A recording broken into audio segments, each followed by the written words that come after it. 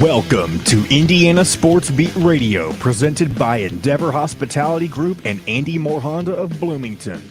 Know your role and shut your mouth, you jabroni. Fires upfield into the end zone, and it's caught. Jelani Woods, touchdown, INDY.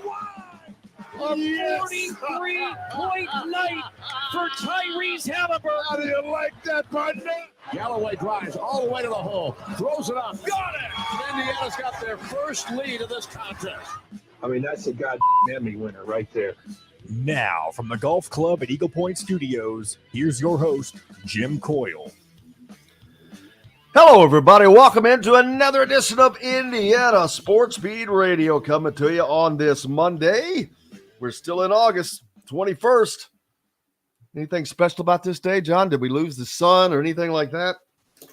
I'll tell you what, I don't think we lost the sun, but it is going to be hot this week. That is true. I heard that a heat advisory out, but we'll keep it hot here, baby. Welcome into the Golf Club at Eagle Point Studios, coming to you from high atop the 18th fairway, of course, brought to you by our good friends and powered by Andy Moore Honda. Don't forget, you can get the best in new and used vehicles from AndyMooreHonda.com. Get more to your door at AndyMooreHonda.com. And we'll be chopping it up all day from the great places and family of restaurants in and around the Bloomington and Bedford area. From the Wow Food Group, great places like Hoosier Hank's Pizza Mac, where you can get the best in pizza, top bowls, pizzas, all kinds of delicious things. Looking forward to talking to Dustin Dopirak from the Indy Star, and lots to talk about. Mike Woodson gets a raise. Can the Pac-12 survive or rebuild? Indiana football was in Indianapolis on Friday at Lucas Oil Stadium. Indiana basketball names captains, and they have a lot of visits coming as well. The Colts play this weekend. The Illini and the Jayhawks are going to play an exhibition game, which I was not aware that you could even do. So there's that for you. But let's check out our Major League Baseball. Have the Reds and the Cubbies. I know that they've been fighting it out to try to stay in the playoffs. And that's about all they can hope for as the Reds continue to fade, now 4 games behind the Brewers. The Cubs remain 3 games back, 64 and 59. So what would that put them in the wild card? I don't think they have that listed here on what I'm looking at, but quickly I can tell 65 for they're battling with Miami right now for that last wild card spot, it looks like. And the Diamondbacks. So, yep, the Reds are fading, unfortunately. But it was fun while it lasted, right? Gave them something to talk about. Man, the daggone Atlanta Braves, they just look so strong. But I've seen that before. How's everybody doing? I hope you had a great weekend and ready to get the week started, as we are. Looking forward to a great week. Let's see. Hopefully get Fran Frischel on this week. I was chatting with him last week, so hopefully we can talk to him about the upcoming basketball season. And lots to talk about in that. We'll get to that later on as well. A lot of visits coming for Indiana basketball, a ton scheduled in the month of September alone. But, of course, football is around the corner. Like I said, Indiana was in Lucas Oil Stadium on Friday because that was the only day they could get practice up there coming up, as they will play the Louisville Cardinals. Is that the second game in, John? It's week 3. Week three. All right. Not week 0, though. That's right. Not week 0, which is this week. We are officially less than 7 days away from college football, with Notre Dame and Navy kicking the season off in Dublin, Ireland, in the same way that Nebraska and Northwestern did last year. Oh, yeah, but they got the Fighting Irish in Dublin, Ireland. Oh, that'll be a big hit, you know. Exactly. Like, why didn't they do it the first time? It's a great question. Great question. I don't know. Spain won the women's World Cup. Women's World Cup, yeah. But yeah, it's a great question. Who else is playing? Let's see the schedule. That gets that one out of the way. The Notre Dame Navy game, which that's kind of a traditional game. There are only 7. Is that right this year? Yeah, there's not a lot. 7? There's only 2 on Saturday. Oh, excuse me. I've only got the top 20. Let me pull up the entire FBS. Is this just? I mean, with only 7 games, this has to be just to squeeze in one extra week of college football. Is all this is? Oh, absolutely, absolutely. And again, like I said, the marquee matchup is the one in Ireland, 2:30 on NBC. Navy versus number 13 ranked Notre Dame.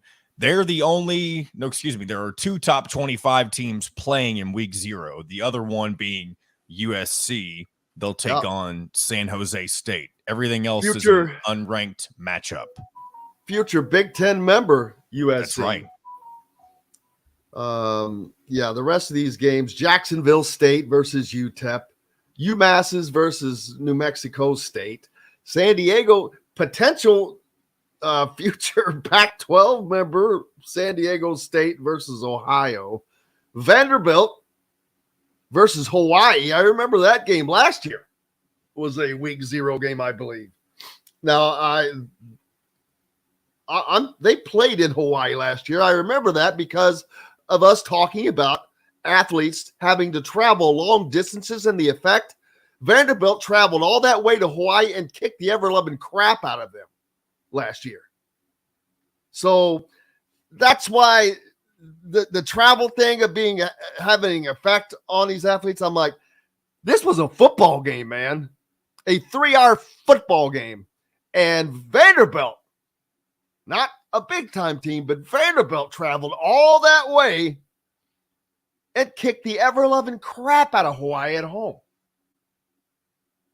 So they're currently 17-point favorites in the return matchup.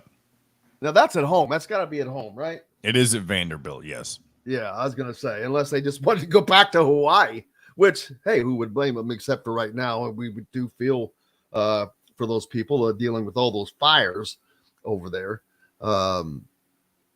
And I'll talk more about this in a minute, but the Jayhawks and the Illini are playing an exhibition game to benefit that. But we'll talk about that a little bit more later on. But yeah, so there you go on that travel. I remember having that discussion last year. How much does it really affect them?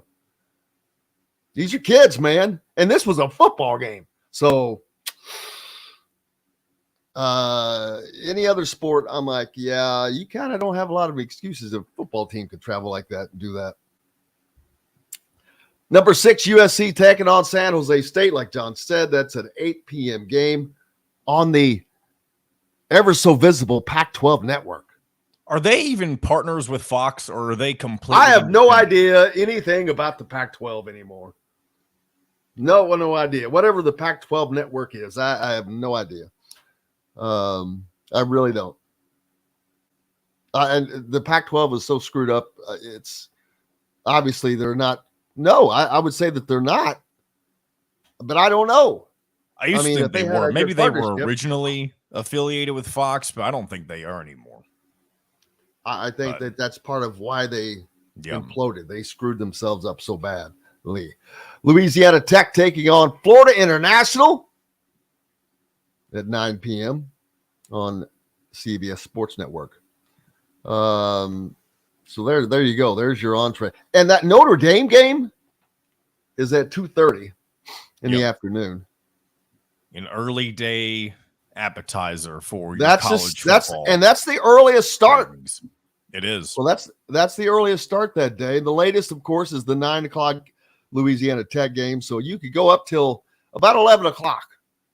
You could start too with the pregame of the Notre Dame game, because they're going to have NBC will have all kinds of. It's the first game of the year, so they're going to blow that out.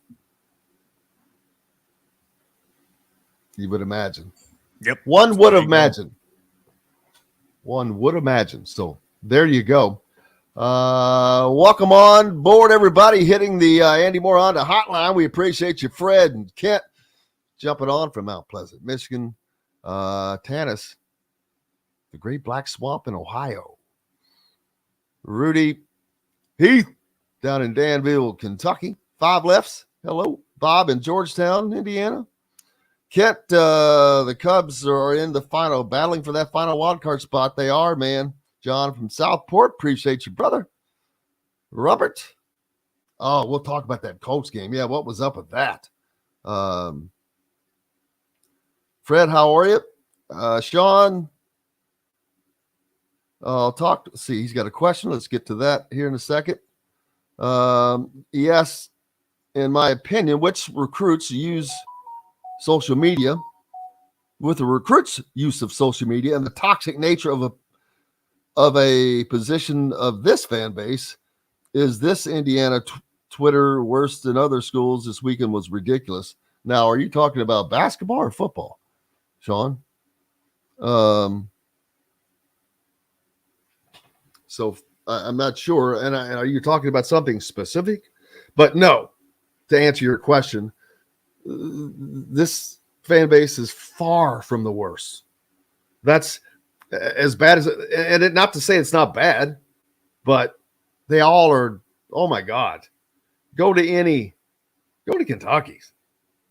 I mean, it's Louisville's. John is. I mean, it's everywhere.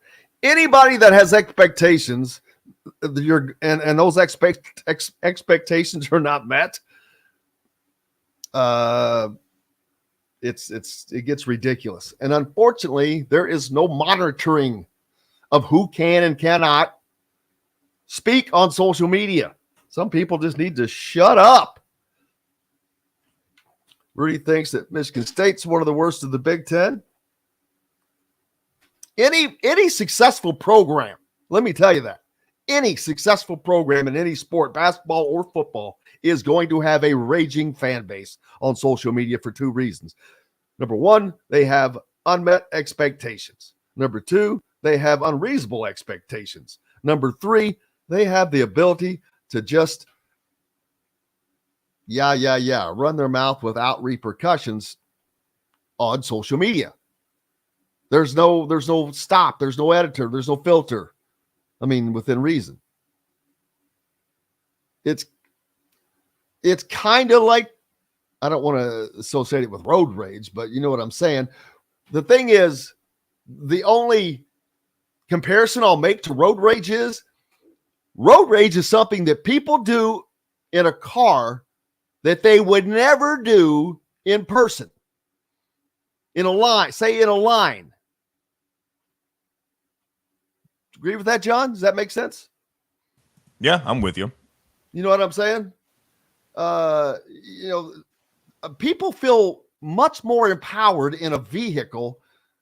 They'll cut you off, throw you the bird or whatever.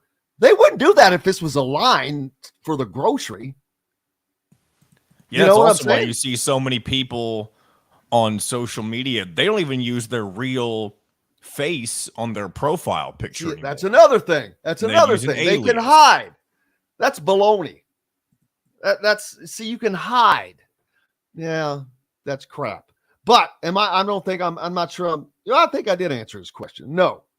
Sean then says the social media BS over the weekend was directly related to something that was going on. I don't. Yeah, that's something I just stay away from. There's a reason. There's probably a reason for that, and you have to understand that. Same reason I stay away from it. We've got to take a break. Lots coming up. Dustin Dopirak will join us a little bit later in this hour, and he'll be with us in the second hour as well. Mike Whitson gets a raise. Big time raise, baby. And IU football going forward in the grand scheme of things. Purdue is they're ahead of things. Indiana's got to catch up. That, lots more here on Indiana Sports Beat Radio, brought to you by the Wow Food Group and Andy Moore Honda. We're back with more right after this. We'll be right back to the Golf Club at Eagle Point Studios for more Indiana Sports Beat Radio with Jim Coyle, presented by Endeavor Hospitality Group and Andy Moore Honda of Bloomington. If you're in the All right.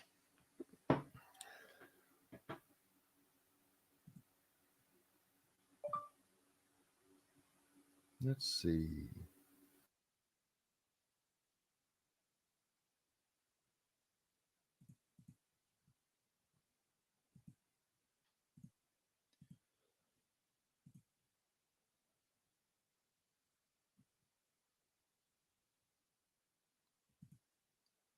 Yes, Fred, Dustin Shooty is on assignment, but we are hoping to have Mr. Shooty back with us regularly, and maybe not every day, but weekly here soon. So you haven't seen the last of Shooty on Indiana Sports Beat.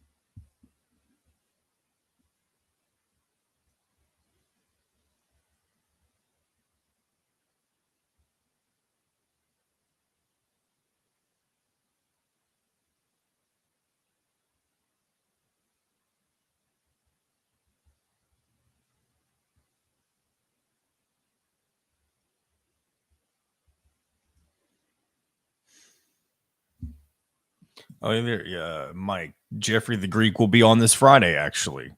Talked with him a few days ago. He won't be coming on every single Friday, but he's going to come on as many times as he is available for us.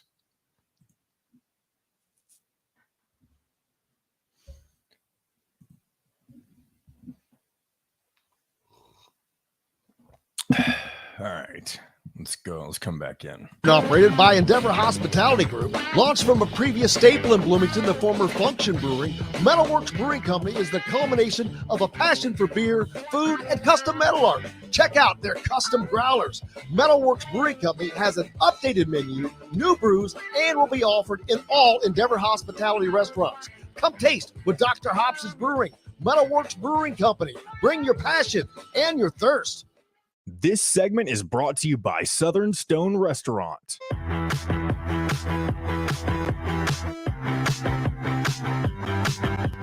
Now back to the Golf Club at Eagle Point Studios for more Indiana Sports Beat Radio with Jim Coyle, presented by Endeavor Hospitality Group and Andy Moore Honda of Bloomington.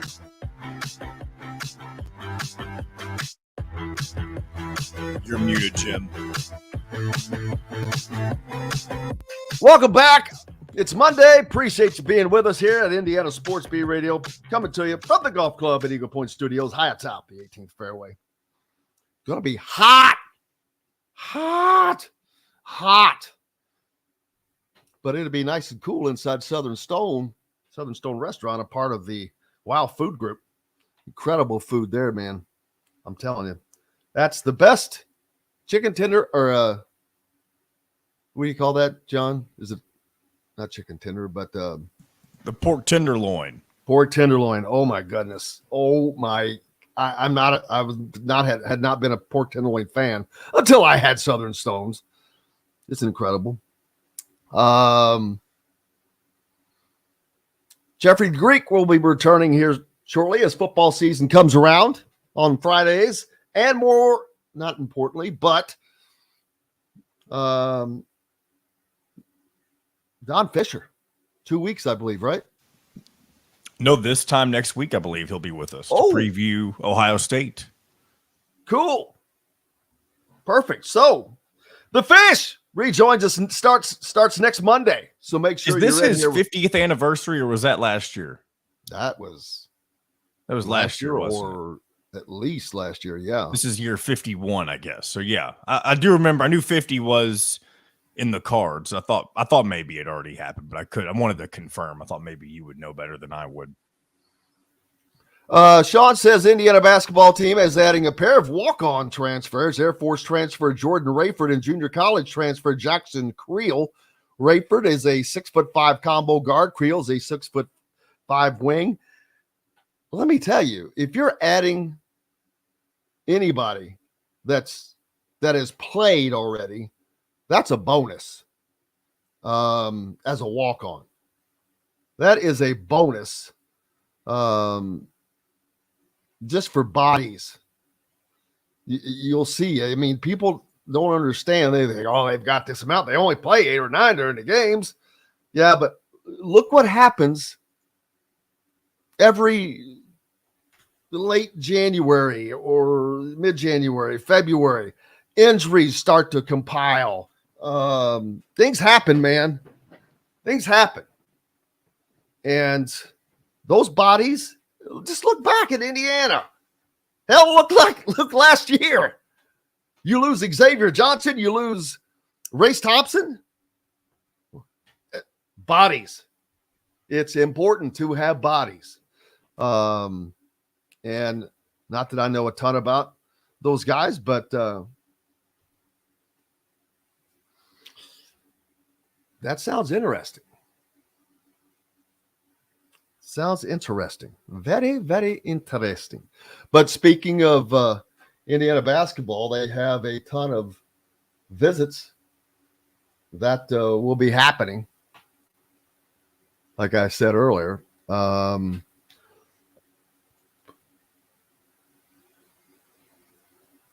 throughout September. Where did my page go there? Oh, I forgot to name that Xavier Johnson and Trey Galloway were named captains for Indiana basketball for the upcoming season. Seniors, both seniors, of course. Johnson is the captain in an extra year of eligibility granted from the NCAA after breaking his foot last year. Of course, Trey Galloway, entering his 4th season with the program, served as Indiana's secondary ball handler last season. So Indiana's expecting a lot out of that pair, that duo. A lot of pressure on Xavier Johnson this year. And a lot of pressure on both of them, as a matter of fact. They are the veterans, man. They are the leaders, the de facto leaders of that basketball team for Indiana. Last season, Galloway averaged not quite 7 points and 3 rebounds a game. He'll have to up that. He needs to average double digits. He needs to average 10 points a game. Not a lot more, 3 points more per game, but he has to average double digits. I think that this Indiana team will have to, I think everyone will have to average double digits that starts, but I don't know that's going to happen because I don't know how diverse the rotation will be. I don't know that 5 guys are going to have the time to average double figures. But that does tell me that you have to have double figures from both guards because you're damn sure expecting double figure out of Xavier Johnson, although he's your point guard. But your number 2, he's got to be a scorer, man. He's not a facilitator. He's a scorer. You've got to get more than 10 points a game out of your number 2 spot. That's the thing. Now, if they can do that by committee, that's fine. It doesn't have to be Trey Galloway, but it has to be whomever, whether it's CJ Gunn or whomever you put in. That 2 spot for Indiana, for the Indiana to be successful, has got to produce. And it's got to produce more than 7 points a game. It's got to produce more than 10 points a game. Be very interesting. They've got a lot of scoring to replace, people. They've got more people to do it, I think. but they have a lot of scoring to replace. Jalen, Hood, Shafino, Trace, Jackson Davis. Their offense is gone. Their scoring is gone. Remember that. Really cool moment for Indiana football last Thursday night. Indiana football coach Tom Allen surprised walk-on linebacker Matt Holt with a scholarship, which was great. Congratulations to him. That's incredible. The team really gets fired up when you see that, but that's a great achievement to get. How about this? Illinois and Kansas basketball have jointly announced a preseason exhibition game this Friday that will be played they announced it last Friday, that will be played on October 29th to help with wildfire relief efforts in the Maui city of Lahaina. Big Ten Network will stream the game between the Fighting Illini and Jayhawks, and all proceeds from the contest will go to the Hawaii Community Foundation Maui Strong Fund, which is cool. It is heartbreaking to see the loss of life and devastation from the fires that have ravaged Lahaina, Illinois. Coach Brad Underwood said in a statement, the Maui Invitational is an integral part of college basketball, and we are thinking of everyone on the island of Maui who have felt the impact of this tragedy. Bill and I talked immediately about how we could come together to help and turn our closed scrimmage into a charity exhibition as a way to help the cause and make an impact. The spotlight of this game, heightened by Bill's return to Champaign, should raise meaningful dollars that will go. So that's cool. The former Illinois coach, that's right. I didn't even think about that. The former Illini coach, Bill Self, returning to Champaign. How about that? But, the Maui Invitational, that's where it happens, people, which is a cool tournament. Not only that, you want a home connection? Kipper Sports runs the Maui Invitational. Kipper Sports manages the golf club at Eagle Point. So we have a direct relationship here. I'm going to check in to see if there's anything that we can do other than say, hey, they're playing the game, but I'm sure that will be a sellout. Who wouldn't want to see that? Man, that would be a great game to go watch. Holy cow. I didn't know that you were able to do that. Will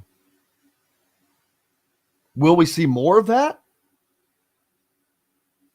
That's a cool thing to see. Instead of those stupid secret practices, which are ignorant, secret practice that are never secret. That was just,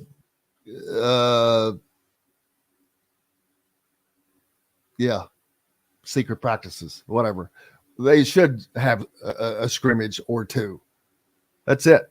Give them a scrimmage or two. But then again, most teams don't need scrimmages because if you look at their schedules, they all pad 6 nice they're basically exhibition games. Now, they're not before the season, sometimes they're not before you play someone strong, especially if you're going to someplace like the Maui Invitational. But other than that, you have a lot of easy games built in. Everybody does. It's like 10 automatic wins. There's 10 home games that I guarantee you, like Indiana's schedule, Purdue's schedule, whomever will have 10 easy home games. Everybody does that without question.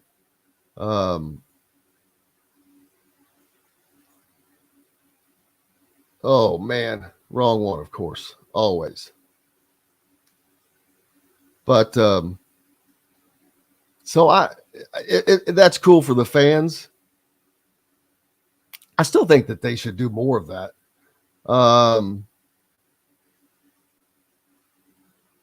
Football, is that, we see that in the NFL now, where you have the mixed practices with a team, and then And then I guess you play them in a game like the Colts after having mixed practices with the Bears, and then you play them in a pretend game.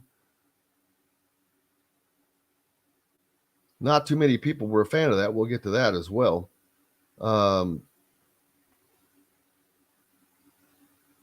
But here's Indiana's non-conference schedule as of right now. You got Florida Gulf State, Florida Gulf Coast, Army, Wright State, Harvard. Then they play Auburn, and then they play Kansas. Then you got Morehead State, North Alabama, Kennesaw State. So there's plenty of exhibition games sprinkled in there, along with the Auburn-Kansas game right in the middle of it. Tough week in the middle for Indiana. So they get 4 games to prepare for Auburn. That's good enough. That's good enough, I think. But very cool that they're doing that. But yeah, how about the relationship? I'll have to see if there's something that we could do to further assist that. But that'd be cool to watch, and you can watch that. It'd be interesting to watch because both teams are going or future Indiana opponents. If you're an IU fan, Kansas is going to be tough. Illinois, they're going to be in the upper level of the Big Ten this year. They may be higher than Indiana right now. I know Indiana fans have so much expectation, but there's a lot of youth on that team, peoples. Lots of youth. I mean, think about it. You've got Xavier and Trey out front, but Xavier's coming off of an injury. And Trey, while solid, is not a point producer. And he plays a position that is responsible for producing points. I think that Indiana may, although Xavier is the point guard, I think that may be a mixture of, I think Indiana's 1 and 2 may mix a little bit when Xavier and Trey are on the floor together, and Xavier becomes more of a scorer than facilitator, and Trey may become more of a facilitator than the scorer. We've seen that. That's been the case in the past. Who else is going to step up for the Hoosiers? They have to have somebody step up. They've got some new faces. Khalil Ware, of course, Mbako, Sparks. You're not going to get anything out of Caleb Banks. He is probably going to be sidelined for some time. So that leaves the freshman from last year. Who's improved the most? Who's going to step up? Someone will have to. Which of the new guys, Khalil Ware and Mbako, are going to produce for Indiana? Khalil Ware and Mbako, two very intriguing pieces for this team. It'll be very interesting to see how it works out.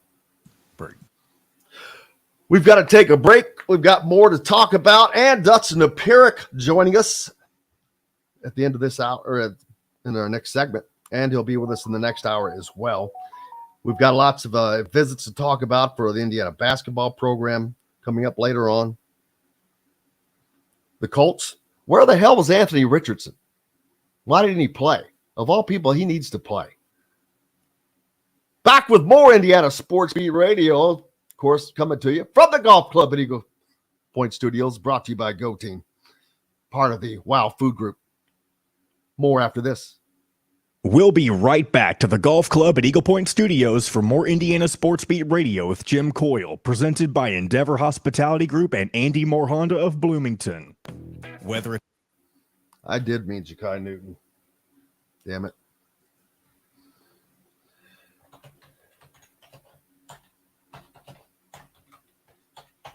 I was trying to think of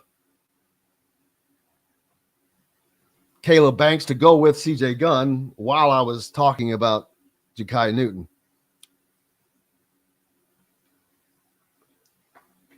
Now I'll get a freaking ton of stinking email or comments on, not from you guys, but after the show ends.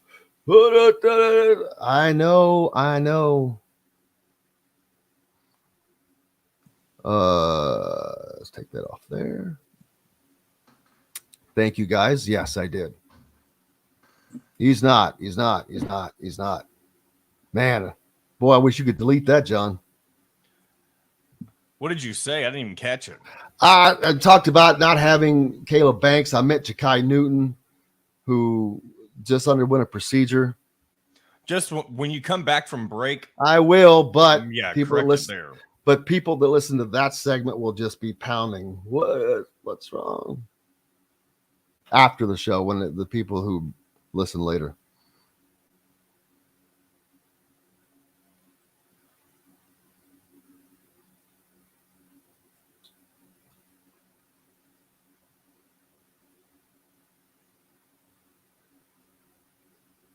Yes, I meant Ja'Kai Newton, which is a huge loss because Indiana was expecting a loss expecting him to really push.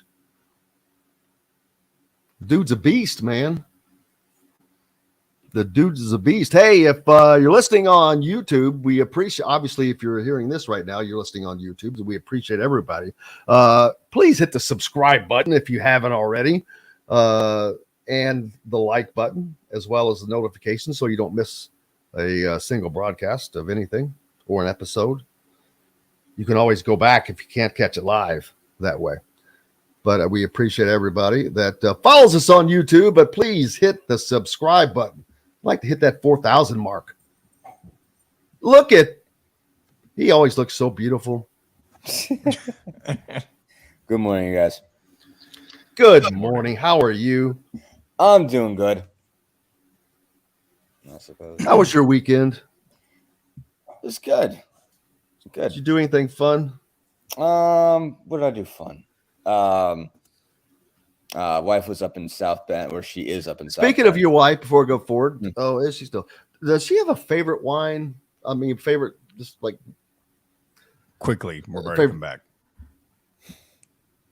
All of her Yes. works. no. All right, So- here we go. Online Okay. today at thefreshfork.com. Fresh Fork is a proud partner of WOW Network. This segment is brought to you by Remax Advanced Realty, Indie Home Pros team by Cheryl Sizemore. Now back to the Golf Club at Eagle Point Studios for more Indiana Sports Beat Radio with Jim Coyle, presented by Endeavor Hospitality Group and Andy Moore Honda of Bloomington. Welcome back to the Golf Club at Eagle Point Studios. Here on this Monday 21, Jim Coyle with you as always, and fortunately to be joined by Dustin Dopirak of the Indy Star. How are you, sir? Doing well, Jim. About yourself? I cannot complain. Still, no one wants to listen to it. How was your weekend? Good. Wife went up to South Bend, hanging out with her mom for the weekend. I had to clean a whole bunch of stuff. Got the house to myself. Had to do some work. So kind of chill weekend. Oh, yeah. Speaking of which, I don't want to start a rumor. At the end of the last segment, I said that I was talking about something and that Indiana wouldn't have Caleb Banks. And I was thinking of Ja'Kai Newton, who underwent a procedure, is going to be out for an undetermined amount of time. I did not mean Caleb Banks, so he is meant fine. the other guy from Georgia. He's great. Yep. you The got your other Atlanta guy from guys. Georgia, Caleb Hmm. Banks, or not Caleb Banks. It's Ja'Kai Newton. So don't be pounding me with notices. I made a mistake, but there's that. Thank you guys. But yeah, how was your weekend? Your wife went away. So you and Maxine? Yeah, basically just Maxine out here causing chaos. She's right over here on the other side of the laptop right now, and I don't know what she's doing, but I think she's going to start making noise in the not too distant future. So I might be mobile. Dustin does not cover the Colts per se. He's just but he is an all-knowing sports guru, as I like to call him. Anthony Richardson did not play Saturday. That pissed a lot of people off. Everyone there was like, but it's like, where is he? You think that the new guy, you want him as many reps as possible, but I know they had been practicing against Chicago. I don't know if that had anything to do. I didn't see anything why he was not out there. Yeah, I would think that's a big piece to it. Obviously they had, I think, 2 joint practices with the Bears. Obviously it helps them being a short drive away that they got to basically hang out for 3 days to practice against each other. It's preseason. I get the idea of feeling like, okay, well, I paid for these preseason tickets, but what's it like? You're number one, not trying to get the guy hurt in the first place, and you're trying to be as smart with your preseason reps as you possibly can. I mean, generally, it's preseason game 3 that everybody tries to make as close to the dress rehearsal, if you will, as possible. And so I get the idea of saying, you're going to move guys around. You don't have to put your, put your rookie, number 4 draft pick in harm's way very often. If you feel like you got a lot done against the Bears, there's not a lot more you have to see. So I get that idea. So, I don't know how it was fully explained, but that makes sense to me anyway. Yeah, we'll see as they go forward. Their Colts are obviously taking their time with their prized pick, and because they know that they can't be the Cleveland of quarterbacks, which Cleveland has. How many quarterbacks have they drafted over the decade? That is it's an absurd number. If you go back to Tim Couch, it's crazy. It's totally wild, and obviously they have a chance for that to get better with Deshaun Watson, but they also have a chance for that to go up in flames. It's halfway up in flames already because it's Deshaun Watson. Yeah, no, exactly. That's already a sketchy situation. So yeah, no, I think they certainly don't want to, and obviously it's been. They've had different opening day quarterback every year since Andrew Luck retired. And after getting some just absolutely incredible quarterback luck between Peyton Manning and Andrew Luck, just ever since it's been, they've obviously had success with guys. Guys have had decent years. But I think they've had a different opening day quarterback every year since, Jacoby Brissett, Phillip Rivers, Matt Ryan, now Anthony Richardson. It's been, that's obviously the concern is feeling like you're going to just keep swinging and missing. And that's why they, went quarterback this time, decided, hey, you're going to draft it instead of trying to get another free agent. Obviously that worked out. Rivers had a good year. Obviously, I think Rivers, the year they had him, he was pretty good. Matt Ryan was not as old man River. Yeah, he was good. So no, I think after that, you're just trying to hang on. Obviously, I know they only got Rivers for a year because they got him at the end of his term, basically, and he obviously decided to retire after a pretty decent season, late in his career, but. They do need this one to work out, and they need this one to work out long term. And just obviously, quarterback is the biggest thing you got to get right. So if they feel like we don't need to play in this preseason game, I feel like everybody needs to chill out about that. So but now that being said, I get that everybody's looking around at this point. The Colts are more dysfunctional than they are functional lately. It's just not necessarily under Shane Steichen, but basically the last 2 years. It's just been obviously concerning and certainly with everything going on with Jonathan Taylor. If you're a Colts fan, I can see why you're frustrated, bothered, feel like things aren't going in the right direction for you. But all the same, like I do think that makes sense again, especially after a couple joint practices with the Bears. I get why you don't, put Richardson back out there. Yeah. We'll talk to Bob Kravitz about it later in the week. He's got a piece up that kind of talks about the fact of playing against the Bears in those practices as being part of the reason why Shane Steichen, head coach, decided not to. But then there's also questions still. I mean, he still needs the work. Why not stick him in for a possession or two? You've got a sold out preseason crowd who, they're there hoping to see him, but you're not there to please the fans in that game, but ultimately you are there to please the fans. But it's a balance, man. It's a fine line balance that they're playing. So, hey, those fans would be a lot less pleased if Anthony Richardson tore his ACL in a preseason game. Yes, sir. That would be the thing that made them least pleased. So yeah, I'm sure it's a problem that he didn't play, but again, the games don't count yet. So, you be smart with these. Mike Woodson received a healthy $1 million raise, in his package, which was kind of unexpected, but that's a healthy raise, man. Yeah. I mean, I'm not even talking about for the normal person. I'm talking even for that. That's normally it's like, hey, he's going to get a bump, 250,000 this year, 500 next year, and $1 million in 3 years if he's still. I mean, that's usually how it goes. It's usually not bam. Well, they got him pretty cheap to start. I mean, and remember, when they got him, it was they got Woodson and they threw a whole lot of money at Thad Matta. That was a big piece of the deal. 400,000 to Thad, 400,000 to Dane Fife. Yeah, so there was a lot of money being thrown around at that point, and Mike Woodson didn't get all of it.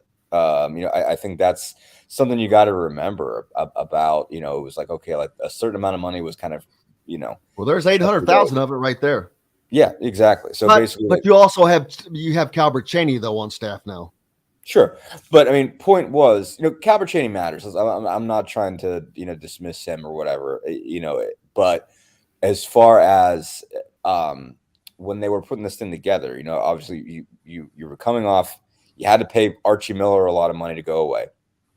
Basically had to go get 10 million, a whole lot of money from I'm not sure which donor it was. I think some people know. But basically they went out and got somebody that was willing to pay a lot of money. I think they got somebody else who was willing to pay for the transition. So, you got a big wad of cash out of. Can they find somebody to make me go away? It would not take nearly the amount that they paid. No, me neither. Me neither. I will also stop writing for $5 million a year. That's fine. I will shut my mouth faster than you've ever seen it, brother. Real quick. But yeah, no, I think because they had to pay Archie a lot.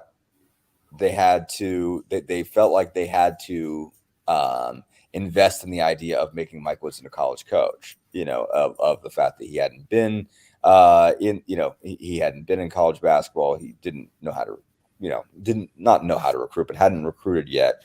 And so, they threw a lot of money at other people to make it work. And like you said, I mean, Thad Matta and Dane Fife, neither of which are still around. I think Matt Matta did, basically the job he was hired to do by all accounts.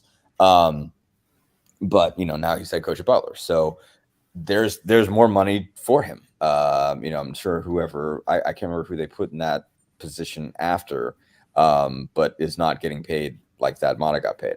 That the point was to get a big name coach who had won and put him in that position. I still think that the Thad Matta thing happened because of how that all happened. He met with Indiana to be the head coach. And I know exactly what happened. They had a meeting, they talked about everything, and I reported that. I got lambasted for by saying that it was because of a failed physical, which that there was no physical. That part was incorrect, but he come back in a second meeting, and it was due to health. and took himself out of the running for that position. And I will always think that this was a kind of a, well, let's do this for you instead kind of a thing.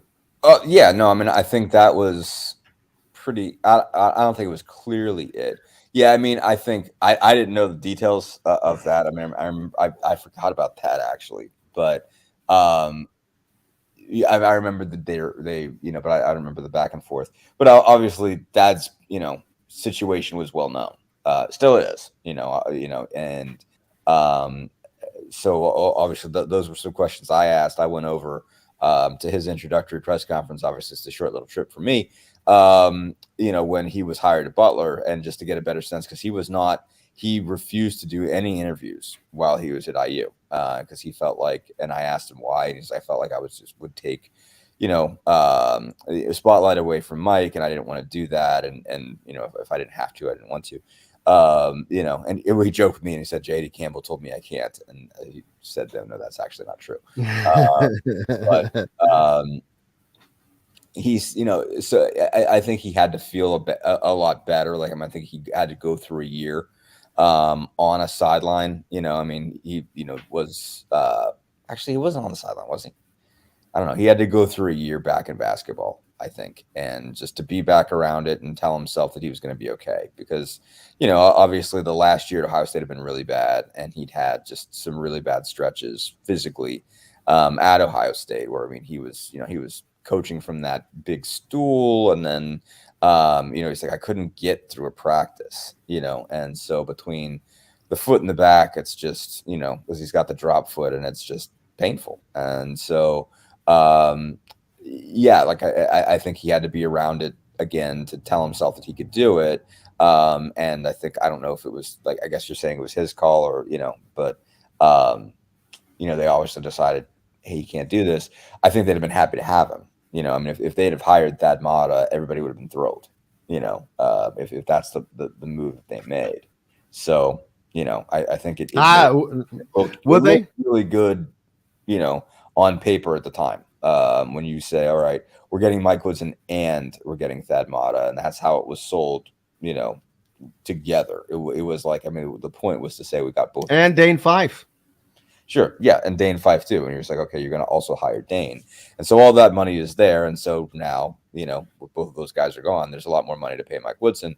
And now they trust him at this point to run his own program, and they don't have to, worry about sort of having guardrails. We've got to take a break. We've got lots more coming up in the next hour. Dustin Dopirak from the Indy Stars with us, back with more Indiana Sports Beat Radio, brought to you by Barbara Pop Real Estate. If you're in the Louisville area looking for a home, or Southern Indiana, Barbara Pop has served those communities for over 3 decades. Reach out to Matt at barbarapop.com or Barbara at barbarapop.com as well. If you're in the Indianapolis area looking for a home, Cheryl Sizemore, you need her 2 decades of experience. Could be the difference between getting the home you want or not. Reach out to her, Cheryl at IndyHomePros.com. Back with more ISB Radio right after this. We'll be right back to the Golf Club at Eagle Point Studios for more Indiana Sports Beat Radio with Jim Coyle, presented by Endeavor Hospitality Group and Andy Moore Honda of Bloomington. If you're in the market,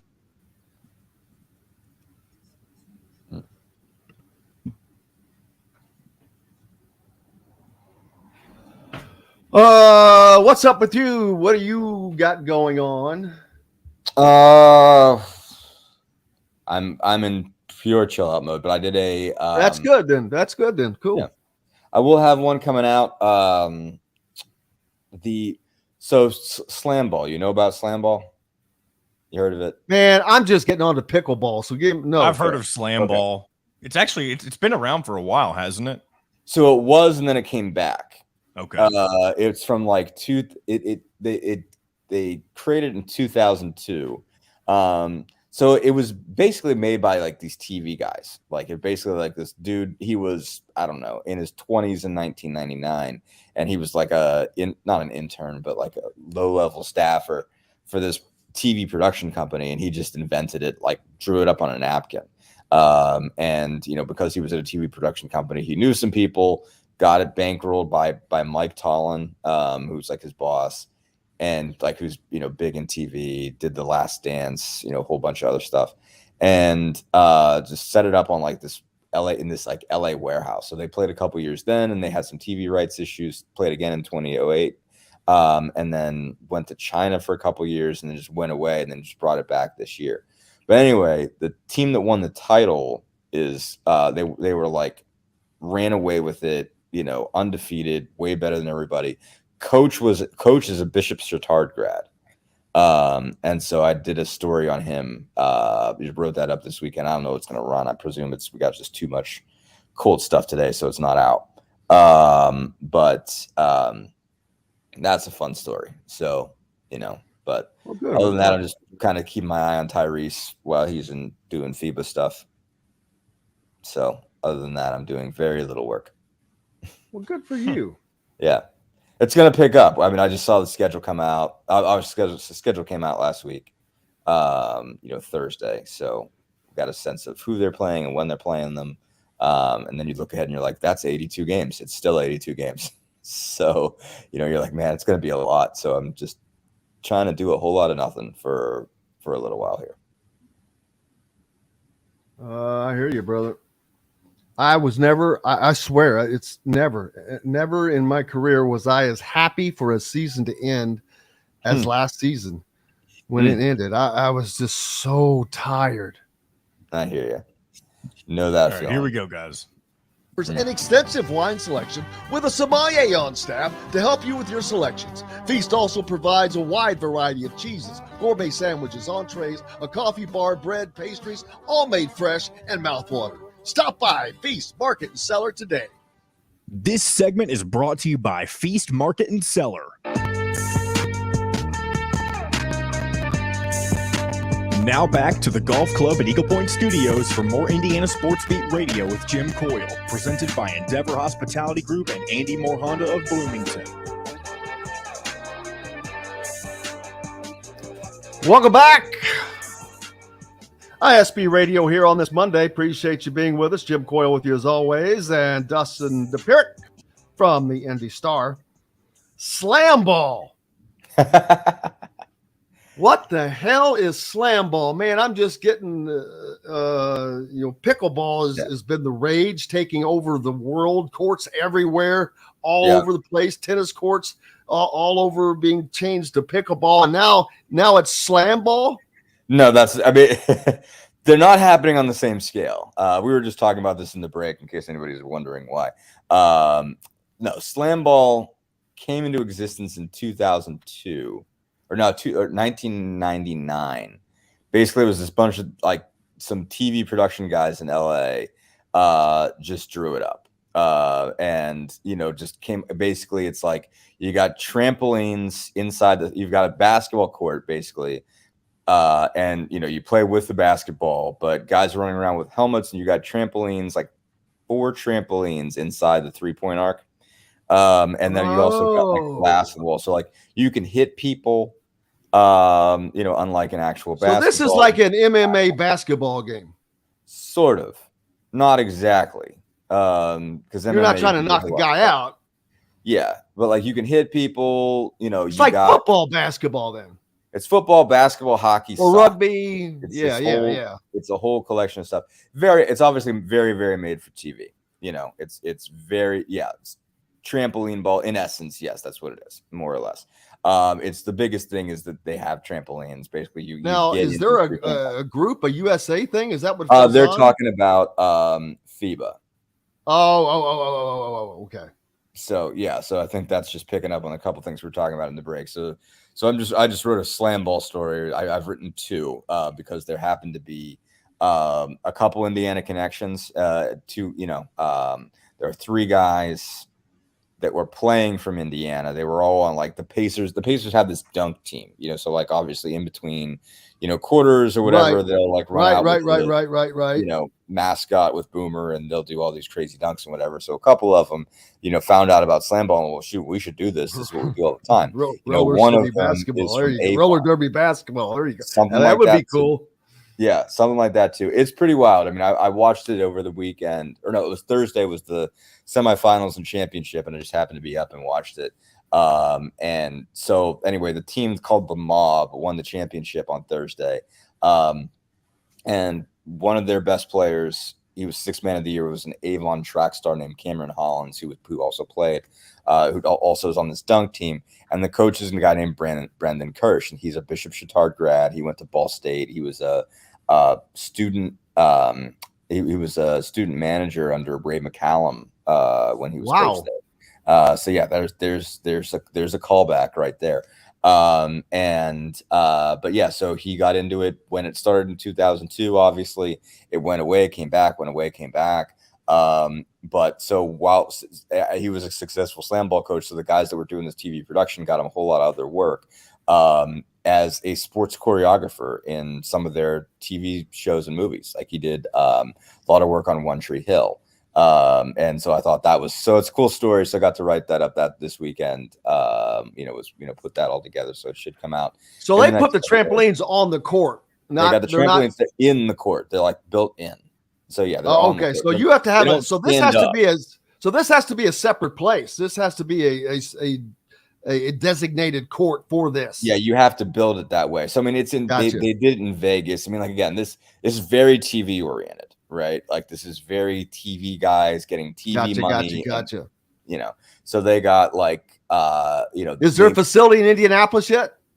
Oh God, no. I mean, it's very specific. I mean, so they one thing the guy said was a big reason why they were able to do this, why they were able to get so many athletes involved on a kind of a short, quick turnaround, was there are more of these sort of like trampoline family fun center things. And so I like Sky Zone in Indianapolis, I think, right? Because the guys were actually telling me that we're on, that go out and that went out and played, but also were on this Pacers team. That's kind of how they learned. There was, out of the three guys from Indiana that were all, part of this Pacers group that went out there, they had a basketball player, a football player, and a track guy. That was each of their backgrounds, and they all got brought to it different ways, had different stories as to why they ended up doing this. But all of them were like, well, yeah, I went and practiced at this Sky Zone thing. I went out there and learned how to do flips and get used to my body going up that high and coming down and twisting around and turning around and all those things, so you get comfortable with it.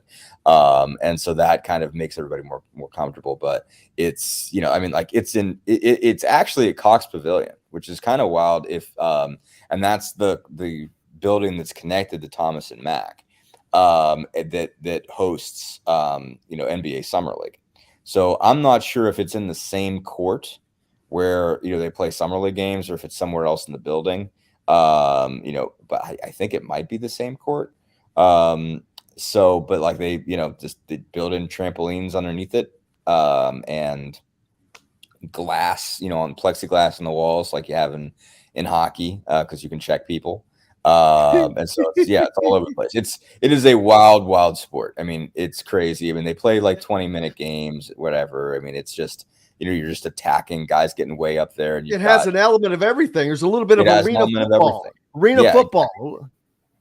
Yeah, a little bit of football, a little bit of soccer. I mean, like it's mostly basketball. Like if you were like, if you made it a recipe, it's like 2 parts basketball to 1 part football to 1 part soccer to 1 part hockey.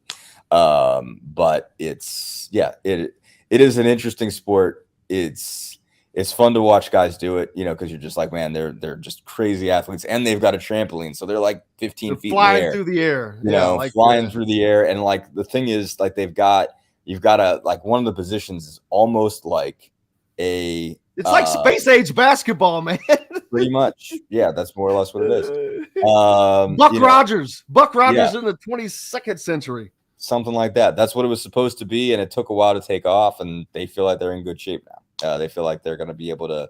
They've got another season coming. It was on ESPN this year. They've got better TV, better money. They got like $11 million in fundraising. Again, they don't have to pay these guys crazy let me money. tell you, with the crap that is on TV, anything that's actually entertaining should do well. No, it's fun. It could be a lot worse. Yeah, middle of summer too, when you're not competing with anything else other than baseball. Where was this during COVID, man? She couldn't do anything during COVID, man. They put them all up in a house together. This would be a huge COVID violation, like a nasty. They could have just stayed in the same. They would have gone to prison for this. They could have stayed in the same, together. They do. That's what they actually put them up. They put them up together, like all their teams. They put them up in their own houses because they come out there. They start for training camp. They stay in Vegas for like 8-10 weeks. So they put them all up in houses, and these are all guys that are doing stuff like being on an acrobatics team, and so it's not guys that are, millionaires, obviously. So it's not the same as being pro athletes out to do it. But yeah, so if they would have tried that during COVID, like it would have been a gigantic health disaster. But for this, it's a blast. Yes. So let's forward. I can't wait, man. So yeah, it's a fun story coming out. So they'll be doing it again next year and everything like that. So it's worth checking out for. I can't wait till late July, early August doldrums where you're just watching baseball. I'm watching a lot of baseball. So, but that's the thing. Have you played pickleball? No, neither have I. I have never have played. Stuff. I Whoa! You have the equipment? Yeah, my mom sent me paddles. So why did your mom send you pickleball paddles?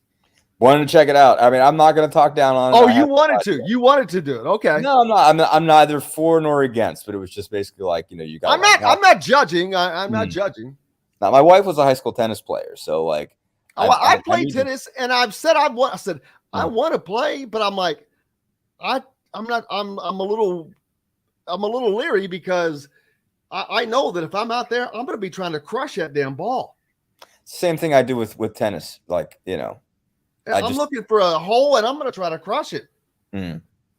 And I don't want to be that guy. I always think my swing is still a baseball swing, and so like I'm driving it over the wall anyway. So this is no worse. I think pickleball is sort of the like ping pong, like it looks like ping pong and badminton and wiffle ball. Like it doesn't. You don't have the same level of temptation as you do with a tennis racket to just.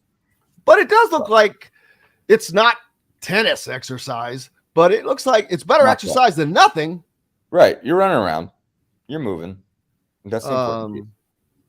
So yeah, and I guess it's as competitive as it's made, whoever you're playing. So yeah, no, it's again like just like ping pong. If you run around like crazy playing ping pong, it's a competitive game.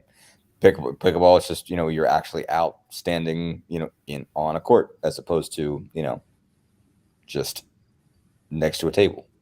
So yeah, just more to it than that. I don't know. I haven't tried it yet, but I am not going to knock it. I am not going to knock it until I try it. The one thing though is they like you probably saw this. Kyle Neddenrip did a really good piece. So Spiece Fieldhouse up in Fort Wayne, where they used to have running. Right. Where it used to be the basketball. Place. Yeah, nothing but. I did not think I would lament the death of Spiece Fieldhouse, but I am kind of sad about that. Well, it was so much basketball history. First of all, so many guys that have played there. Sure. No, absolutely. And it's obviously different, like in a way of thinking about, like, you don't think about it like a cathedral. It's not like this, one court like Hinkle or whatever. It's a building, not a true, but it's not an arena. Basketball. It's the AAU arenas of today.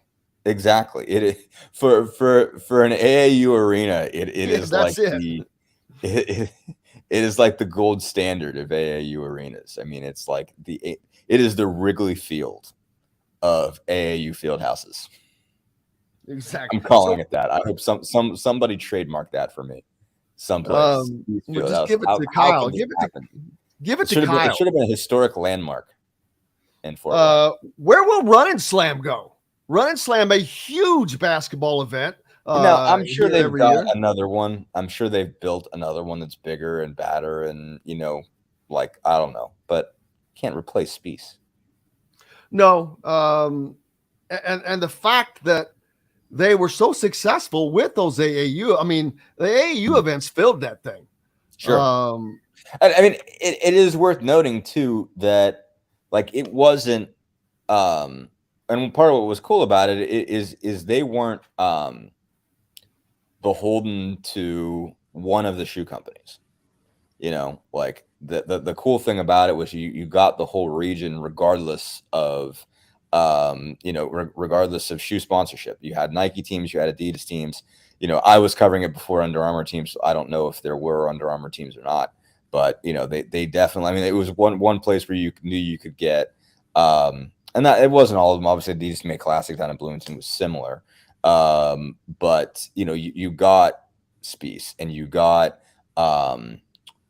Indiana Elite and you got SYF players in the old days, all that kind of stuff. So you had you had the best players in the region. You had the best players coming down from Chicago, coming down from Michigan, coming from Ohio. I mean, like everybody, Spartone Fieldhouse. Okay. I knew there had to be a new one. I was sure Fort Wayne wasn't getting rid of that. They had that big event in Fort Wayne. Daggone it, I'm losing the name on it right now. There's a huge event that goes on up there already. But right. Fort Wayne is the thing about that is that's what 2.5 hours from Indianapolis. How far is that from Indy? About that. Yeah, that's Indy is just so perfectly simply related. I think it's an hour and a half from Indy, probably.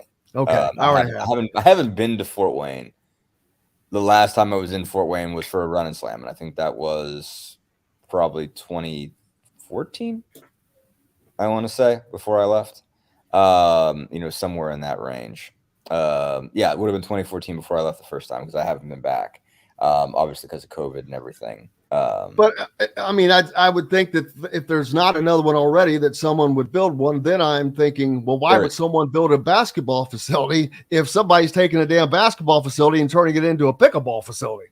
Yeah, I mean, it must obviously that must have been determined beforehand. But they must know they're going to make X amount of dollars off of pickleball on a regular basis to do that. Sure. No, absolutely. Because basketball is not going away. AAU basketball is not going anywhere. No, but I think if you are the new big thing, then I wonder here. I think there are courts, field houses in Indy that aren't getting the same business because of Grand Park, up in Westfield, and so now Westfield gets EYBL, and so I think most of the bigger events, bigger AAU events at this point are going up to Westfield. And so, and that's the case for a lot of things. Grand Park has kind of become central for youth sports of all kinds. Basically, like if you can have a big multi-team, multi-field event, Grand Park is where you're having it. And so if you're not Grand Park, you're missing out. So them and Mojo up in Noblesville. So I would think, there's a little bit of competition and you can lose out. And so I remember like Fisher's had one of those. And I don't remember the last one that's been at Fisher's. So like, I don't know how, they're all competing for similar, similar people, similar events.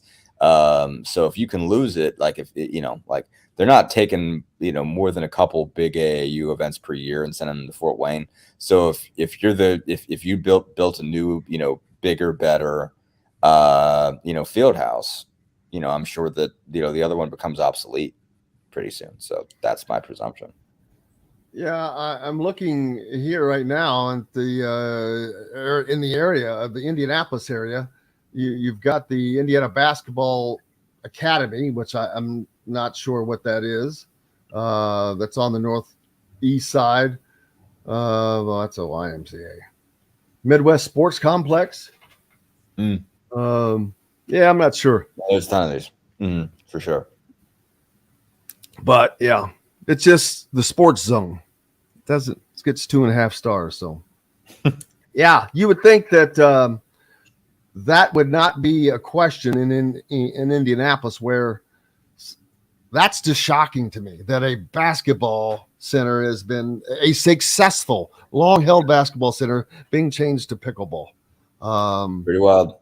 Well, and you would think that moving. So. There would be a way they could do both. Are they not wanting to play on a wood surface, I guess? Yeah, I don't think it's not preferable. And also, man, I just imagine the way it's drawn up, as far as just. And didn't they have the right half of that building was like a training site anyway? Sure.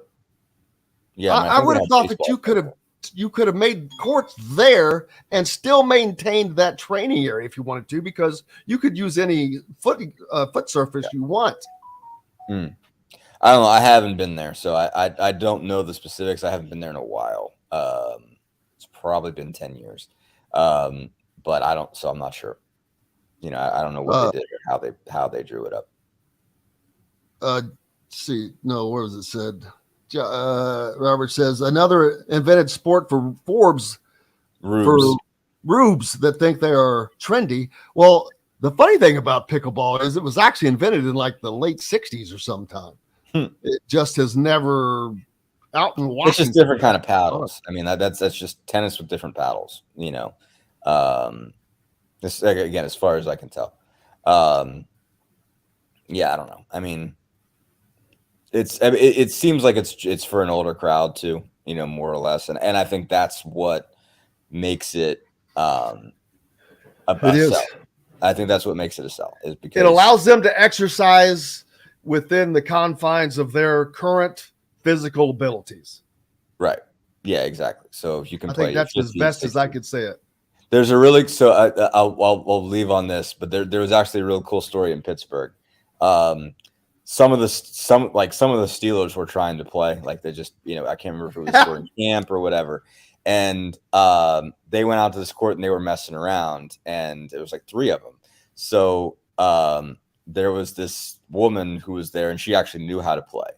So and she didn't know who they were. You know, they were just big dudes, you know, and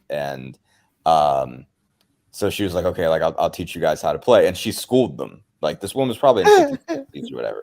She schooled them, and then they agreed to like take a picture, and she sent it to her son, and her son's like, those are the Steelers. Like I can't remember which they were. It was like Cam Hayward, and I think, and there was a couple other guys, so they put it on Twitter. She had no idea. Somehow she lived in Pittsburgh and didn't know these guys, you know, which in itself is like hard to imagine. But yeah, so this older woman taught them how to play pickleball and absolutely ran them. I think it ended up being like 2-on-2, so she had one of them on her team. But you know, she just romped them, absolutely crushed them. And I thought, like, I put it on Twitter, and it became a thing around Pittsburgh for a while. Like I saw it on Twitter and whatever, and my mom called me about it because she was like, "You got to see this."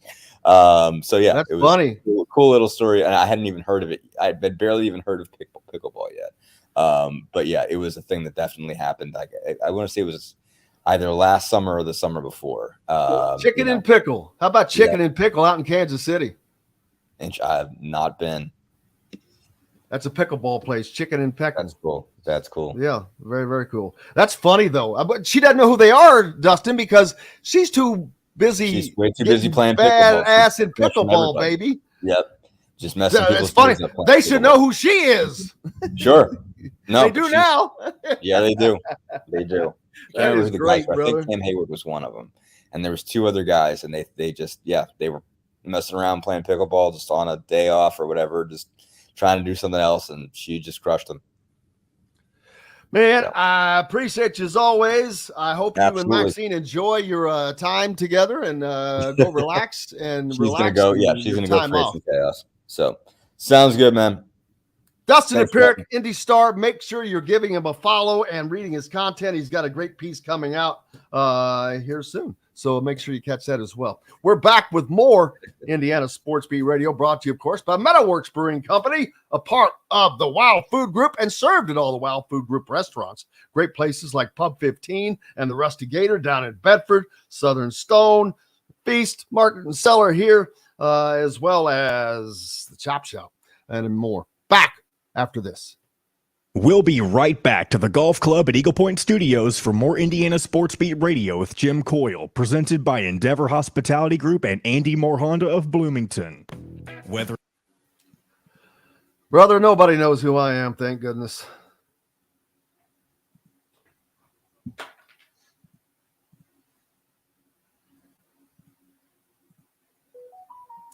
Shoobity doop doop doop doop doop doop doop doop doop.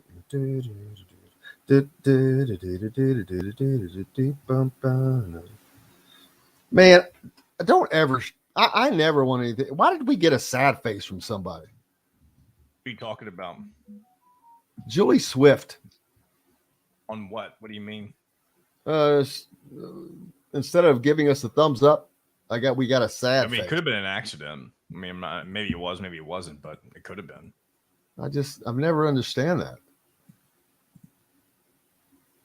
No comment, just a sad face.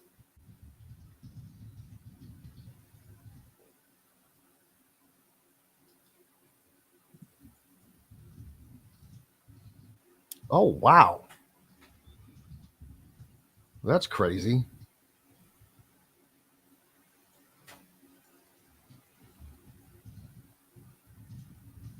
Holy moly. That changes the whole deal. Oh, God. So I never see what's actually being seen. Now I just went to full screen and I can see what's actually being seen. I don't even know what you're talking about. Yeah, never mind.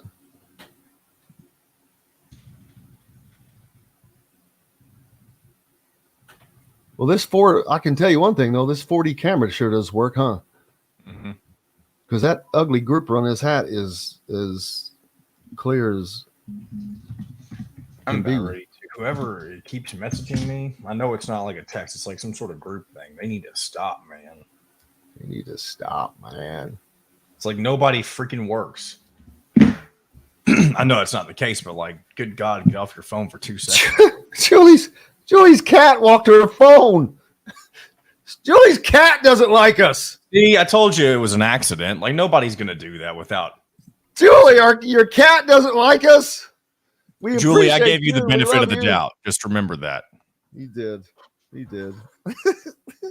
my cat ate my homework. Come on, Julie. You can do something better than that. Come up with something. I'm kidding.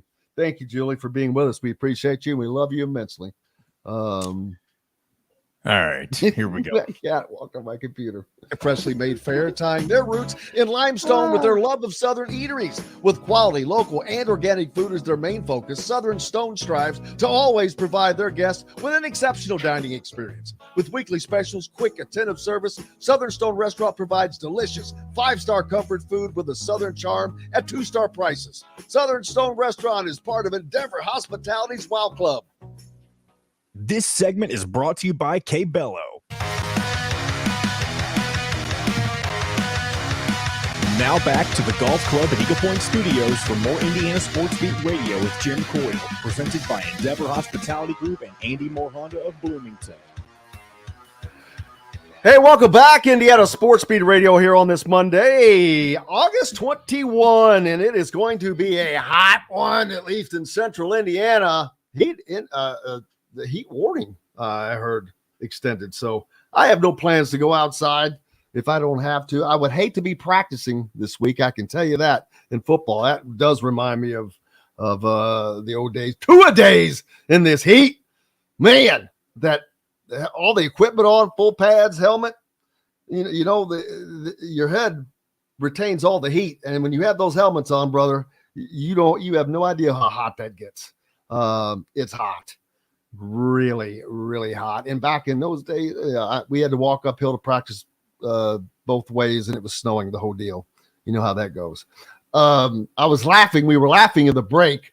We have a YouTube audience, obviously, and getting the smiley faces or the thumbs up, and then there was just one sad face, and I was like, well, why would somebody give us a sad face?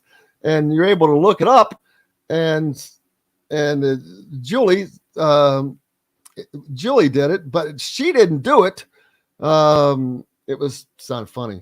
Julie was tuning in, and her cat walked on her computer, and so her cat doesn't like us, unfortunately. But we'll have to do a better job and be more cat friendly.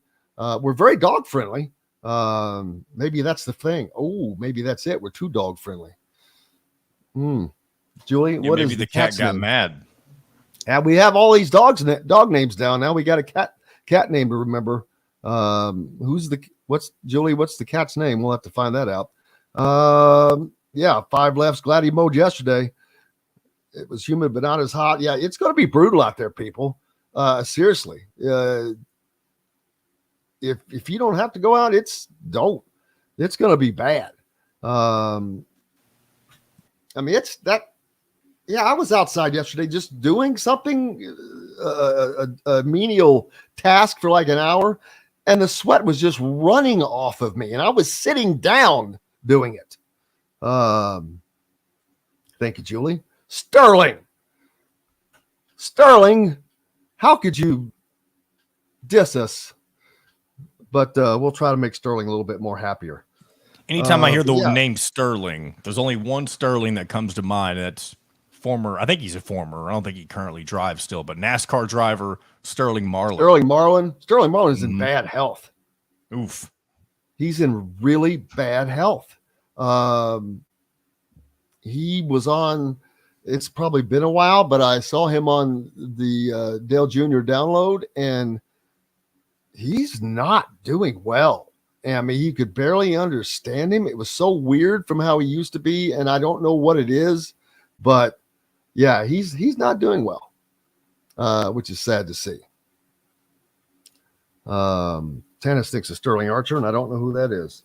So, IU football going forward. They said last week, I was talking about the desperate need for what I call suites in the new press box, and then the next day, just timing wise, the announcement comes that they're sending out a survey to their ticket holders about improving the stadium, the various things which it needs a ton, to be honest with you. It doesn't just need suites in a press box, it needs everything.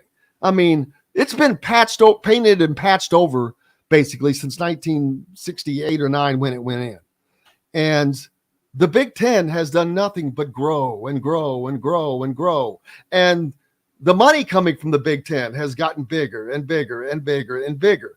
And I don't want to diss IU. They talk about the good things that they've done with the stadium improving, but they were always behind, way behind when they did that. Way behind. And they're still way behind. Virtually every program in the Big Ten has a really nice football complex because football is the engine that drives college athletics. Period. End of story. I know IU, the fans, it's basketball number one, always will be, and that's okay as long as football is a solid number two. But it's not. It's not supported, and that's a problem. IU football is not good. That's a problem. So those are two issues that Indiana has to solve. You cannot be successful in athletics without you're not going to be able to be successful without having a good football program. Or is Indiana going to be content being a Vanderbilt of the SEC, which Vanderbilt doesn't even have basketball, but Vanderbilt has basketball. What do you mean? Well, I mean, they're not good. I mean, I thought you meant they didn't have a program. I'm like, yeah, they do. I can't compare Indiana to Kentucky in the SEC because Kentucky's football program is way ahead of Indiana's.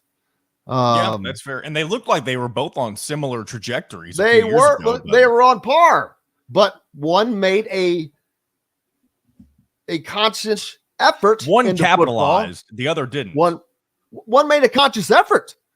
They put, although it was stupid, they put the suites in the end zone or in the corners of the end zones first, and that sucked. That's just dumb. It was a dumb idea, but they had to do something, and they did that. I think Indiana has something like down on the field level or something right now. I don't even know what they have. Virtually nothing. Or the end zone, but yes, you need what everybody has. The suites, the press box that goes along, their revenue generators. You just have to have them.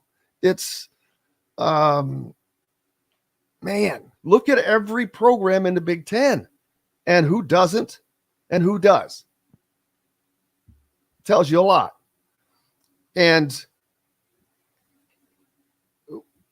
making an investment in the program is more than building. They have to invest in the program NIL-wise. Indiana's official NIL, Hoosiers for Good and Hoosiers Connect, they do not lean just to basketball, but the width into football is not wide enough to make a difference right now. It is in basketball and other sports, but it needs to get much broader in football. It needs to be more guys in football because there are more guys in football, because you need more guys in football. So you've got this NIL, their official, which is trying to do that very thing. And that's going to be their job to work on that. Now, there's a smaller NIL collective that does nothing but basketball. That's fine, but that's not helping the athletics program. You have to have, it does not have to be successful like Ohio State or Michigan, etc., but you have to have a competent, competitive football program. You have to have a football team that can make the upset, that's capable of making the upset. They don't even have to do it. They have to be capable. They have to be capable of winning three non-conference games and 3 Big Ten games a year. 3. Now that you're getting out of the Big Ten East. And you have to look at it just like that right now. Getting to a bowl game is of uber importance. I don't know where the football program is today. I don't know what this team has. I do not know that it's a bowl team. I don't know that it's not, but if I had to bet, I would not bet on them making a bowl game. But again, I don't know. We don't know who the quarterback is going to be. We don't know how successful he's going to be in his first year because these are all young guys. Don't know what the defense is really going to be like. A lot of changes, a lot of coaching changes. If they didn't have Louisville on the schedule, it would look a hell of a lot easier for Indiana to actually make a bowl. I'll be honest with you. But the Louisville game is the linchpin. It's not in no way is that an easy non-con game. And as a matter of fact, they will be the underdog in that game. And then if you lose a non-con game, now you have to win 4 Big Ten games. 4. Boy, that makes things difficult. Because I don't know if they're going to be the favorite in the Rutgers game. I don't know if they're going to be the favorite in the Maryland game. Michigan State, yes. Michigan State is the one game I'd say that they will probably be the favorite in, but I don't know anything about Michigan State this season. They were terrible last year. Indiana beat them in East Lansing last year. Shockingly. Shocked the hell out of me. Fred wants to tear down Memorial Stadium, play 1 year at Lucas Oil, build a new one at the same site, take the Cook Medical folks to lots of dinners. No, I don't think you need to tear the stadium down. The stadium is fine. It's not fine. It needs all of these upgrades. And it's going to be cheaper to do the upgrades than to build a new stadium. Would cost $450 million probably. I don't know how much. With everything, please. No, you freshen, you make the restrooms better, you make the concessions better, you make it look hell of a lot nicer, but you put in a freaking the suites and the press box, brand new. You've got to. That would change the look of that stadium, unbelievably so. And too bad the east side is the short side, because it'd be great to put it on that side, but you would be facing the sun every day, every every 3:30 game, you would be facing the sun, which would not be fun.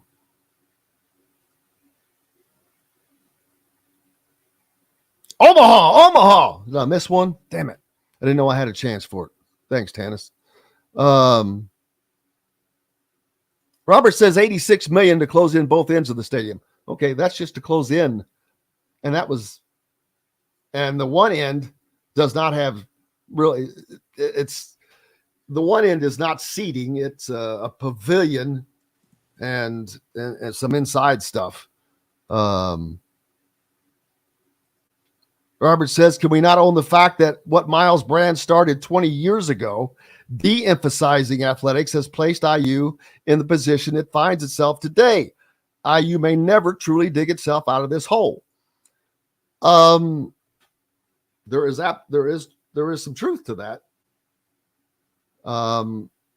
There's also truth to the fact that your previous president took money from Big Ten Network money and used it elsewhere, outside of athletics. Some people would say that's fine. That's good.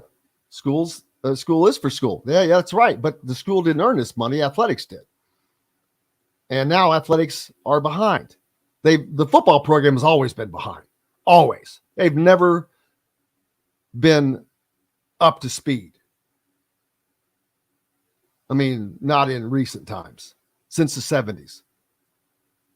That's where the break for IU football happened. I don't know what happened. There was a racial incident at the end of the 60s. But Indiana was competitive in the Big Ten up until that point. And then all of a sudden, they weren't. All of a sudden, they were what they are now. What the hell happened?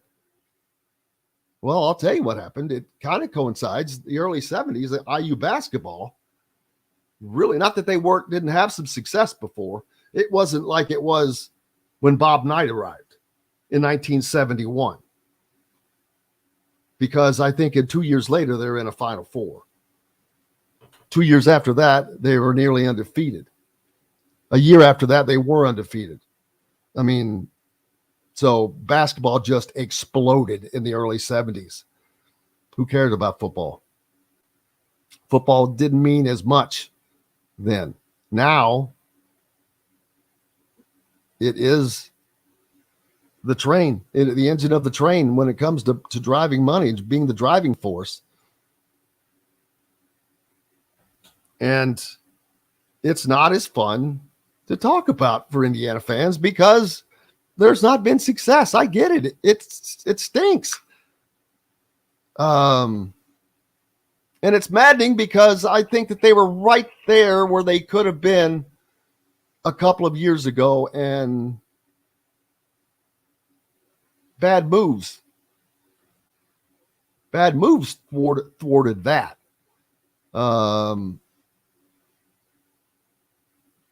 I think that Mike is it break time? I believe Tom Allen having to buy out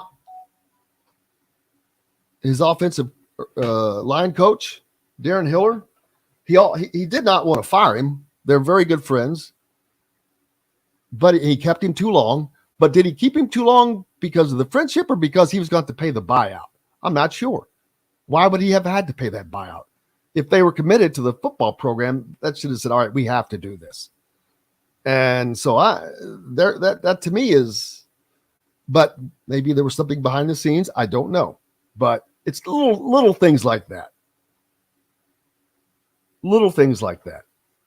Well, we've got to take a break. We've got more coming up here on Indiana Sports Beat Radio, brought to you by the Ugly Grouper down on Anna Maria Island, Florida. For those of you our YouTube listeners, many of you down in the Florida area, and while visiting, man, everybody loves to go to the Ugly Grouper. Back with more right after this. We'll be right back to the Golf Club at Eagle Point Studios for more Indiana Sports Beat Radio with Jim Coyle, presented by Endeavor Hospitality Group and Andy Moore Honda of Bloomington. If you're in the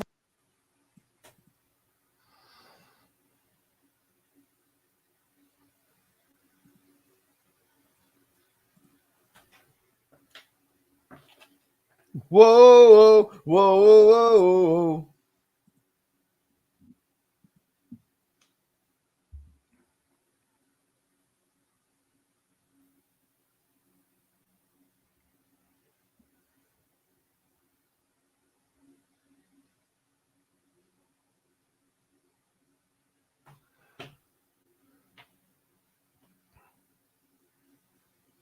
No, you don't. Yeah, you don't tear the stadium down.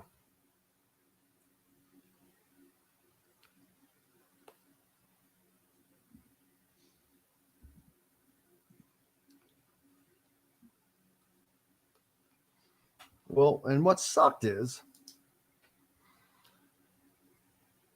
they allowed the basketball program to dump.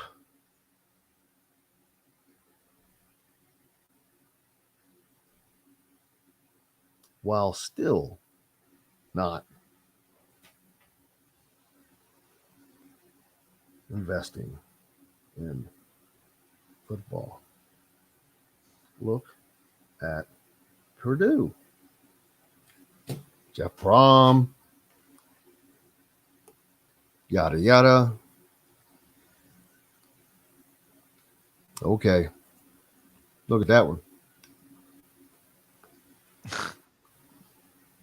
Man, I always sing. Oh, shoot. Oh, man, I still haven't talked about the upcoming visits, have I? Nope. And this would be a good way to wrap up. Yeah. There's quite a few I saw. There are. In front of me right now, but I did see them recently. I do.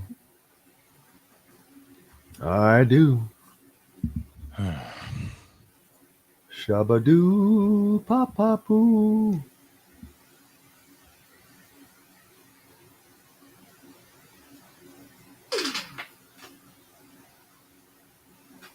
Wow.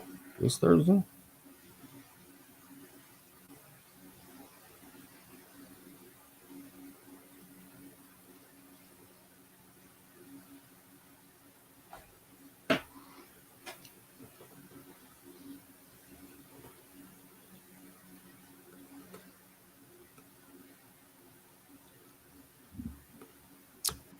Hope I'm not. Where are we at?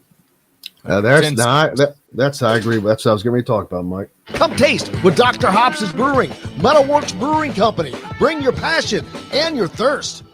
This segment is brought to you by Bubba's 33 in Clarksville. Pizza, burgers, beer. Now back to the Golf Club at Eagle Point Studios for more Indiana Sports Beat Radio with Jim Coyle, presented by Endeavor Hospitality Group and Andy Moore Honda of Bloomington. Welcome back to Indiana Sports Beat Radio here on this Monday, getting your week started. Hoping you're having a good start to it. Brought to you by our good friends, Bubba's 33 in Clarksville, Indiana, down in the southern part, and Evansville in Clarksville, right off of I-65 on Veterans Parkway. And in Evansville, they're right off of the Lloyd right off the 69 on the Lloyd. 50-something TVs in there, man. Great place to catch the IU games coming up. Yeah, this is something Indiana, this was the biggest problem, was in the 2000s when basketball was crashing at Indiana, and there was so much turmoil between you fired Bob Knight, you go through Mike Davis, you go through Kelvin Sampson, you go through Dan Dockage, and you get to Tom Crean, and some up and down success finally, but the down comes, but then the down really came. And throughout that entire period, I mean, the investment in football was into not the program. It was in facilities, which is nice, but the program itself They did renovate the locker room, but that was donated money. I just don't know how much they really invested in the program. You have to pay coaches. You have to pay if you want the best coaches, you have to pay them more, period. That's all there is to it. Where's Indiana now? I mean, Tom Allen has taken a program that was where it was after Kevin Wilson, and they had success, but they have really just been in a downward trajectory over the last couple of seasons. And this season is of uber importance for him. But yeah, you Indiana had their two bell cow programs just in the dumps. That's not the case right now. But with all the changes going on in the Big Ten in college sports, we see Indiana is going to make some kind of adjustments to the stadium improvements, which is nice. But what are you going to do for the program? The only thing that's going to matter to put butts in those seats, the ones that are not in a suite, is a winning program. And I'm not talking about 10-0, 12-0. I'm talking about 6-6, 7-5, 8-4.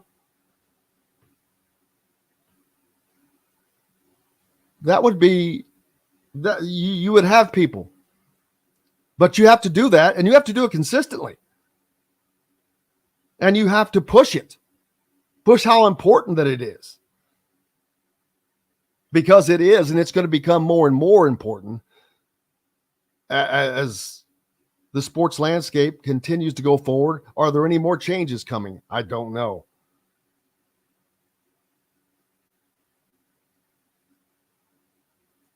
Ed says that Adam Schneck from Princeton, Indiana, made the top 30 cut at 24. Not sure what that's in regards to.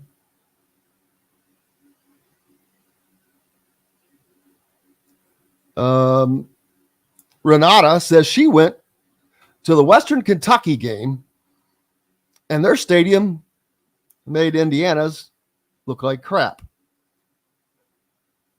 You know, I'm going to step in on that, considering I went to Western Kentucky. And I don't know what she's referring to, if she's referring to the atmosphere, if she's referring to the actual building itself. But on both of those things, the structure of the WKU stadium, in my opinion, and maybe it's changed over the past couple of years. It has been a few since I've it probably there. has. They probably done some. But when I was there, and again, it wasn't too long ago. It really wasn't that much different in regards to the structure of Memorial Stadium in Bloomington. But however, see, that's bad enough right there. And that's fair. But anyway, what I was saying, the atmosphere, I will say one thing that WKU does really well, and it may be there is no atmosphere in Indiana. Well, WKU allows students to get in free, and especially at the beginning of the year, if you're able to bring in those students, and I know Indiana's had actually a really good student presence over the past few years. I'm not saying that that's been terrible. Students affording game tickets is not a problem. Yeah, when you're a smaller school and you're doing you're kind of driving incentive to come, when people are people are going to spend money on food and that kind of stuff anyway while they're in the stadium. That creates a better atmosphere. And I'm not saying Indiana has to do something like that, but if you're a visitor, they do. You're used to seeing a program like Indiana, and you go to something like Western Kentucky, I can see why you would think that Indiana looks like crap in comparison. There is no atmosphere at Indiana football. I mean, yes, there are people out there tailgating. It's an awkward atmosphere. It's not awkward. There's just Oh, it's awkward. And awkward, maybe not in the traditional sense, but it's not a true football environment. No. Yeah, and if you want to understand what we're saying, all you have to do is go to Michigan State, go to any game. Actually, you could probably go to an Illinois game. Travel to Illinois this year. I promise you. And I'm only saying that because they're a program that should be mirroring Indiana. Indiana beat Illinois last year. Okay. I promise you that program is ahead of Indiana this year. And they're on the rise. Quickly. They brought in a coach that had success in the Big Ten before, Brett Bielema. And Illinois is going to be, what they win? 8 straight games after Indiana beat them last year? Indiana was lucky to catch them early, beat them, barely squeezed by them. Illinois is going to be rising. But it's just, it is of uber importance that your football program is solid. They have to be solid. They cannot be like they are right now. Tanis says what scares him about realignment is when they start making that last push for the top programs and start forcing teams like IU out of the Big Ten to replace them with a better school like Notre Dame. That will never happen. That I do not believe that will ever happen. First of all, if you're going to force somebody out, it would be Maryland, Rutgers, Nebraska. Nebraska is not a part of the AAC, which is a crucial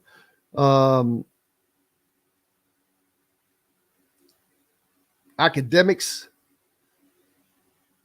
part that virtually every school of the Big Ten is a part of, except for Nebraska, I believe.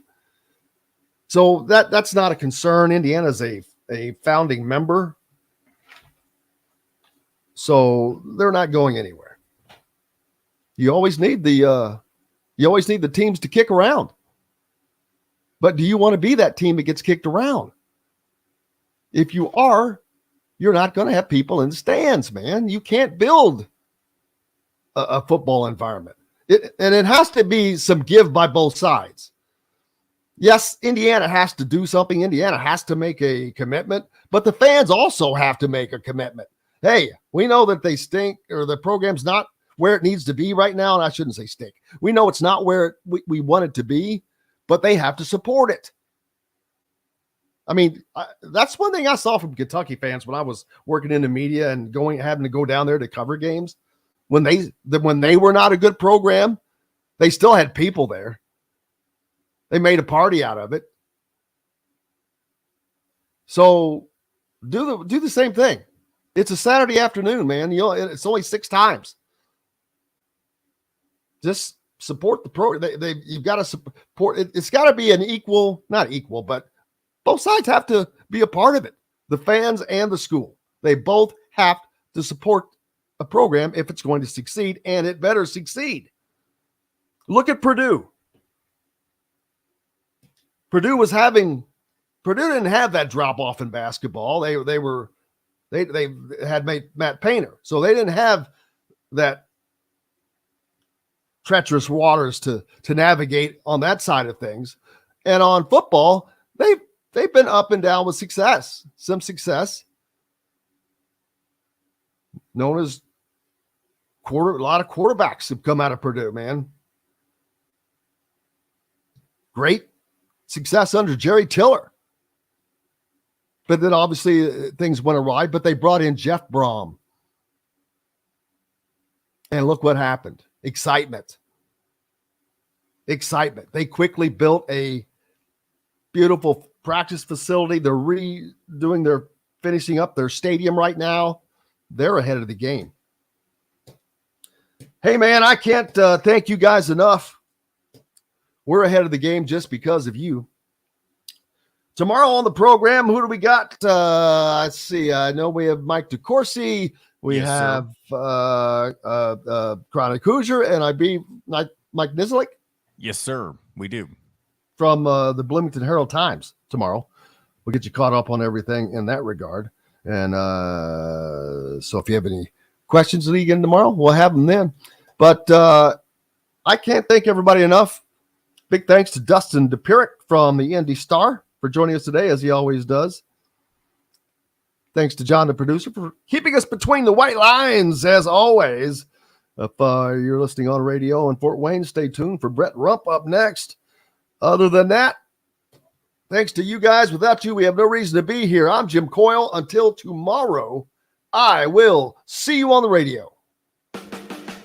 Thanks for listening to Indiana Sports Beat Radio. Be sure to subscribe to our YouTube page for more clips and team coverage of Indiana basketball, football, and more. You can also find full episodes and tons of other content on thehoosier.com. We'll see you next time for another edition of Indiana Sports Beat Radio.